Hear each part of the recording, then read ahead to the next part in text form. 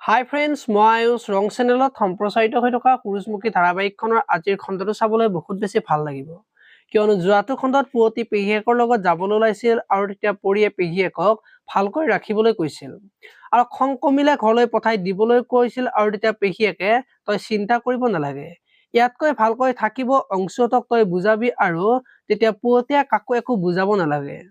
দেউতা আহিলে চব ঠিক হ'ব আৰু তই পাৰ যদি বিজয়ৰ লগত সোনকালে বিয়াখন হৈ যোৱাৰ ব্যৱস্থা কৰ, নহ'লে ইহঁতৰ যিহে লক্ষণ দেখিছো তই কিবা এটা নকৰিলে তোক বিয়া দিব নোৱাৰে বুলি পেহীয়েকে পৰীক্ষা দেখিবলৈ পাইছিল। আজিৰ খণ্ডটোত সোণাজী পাজিৰ ওচৰত যাব আৰু দাদাই ভণ্টি গালি পাৰাৰ কাৰণে তাই আজি পেহীৰ লগত পেহীহঁতৰ ঘৰলৈ গ'ল বুলি ক'ব।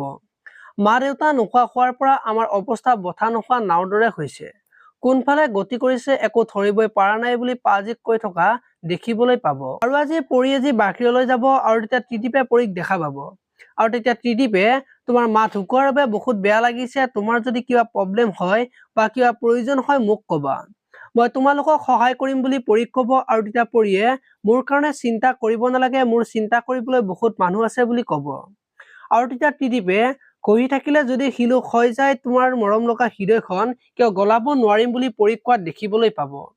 আপোনালোকে সূৰুযমুখী ধাৰাবাহিকখন চাই কেনেকুৱা পায় কমেন্ট কৰি জনাব আৰু যদি আপোনালোকে এতিয়ালৈকে চেনেলটো ছাবস্ক্ৰাইব কৰা নাই তেতিয়াহ'লে চেনেলটো ছাবস্ক্ৰাইব কৰি ভিডিঅ'টোত এটা লাইক কৰি দিব। ধন্যবাদ।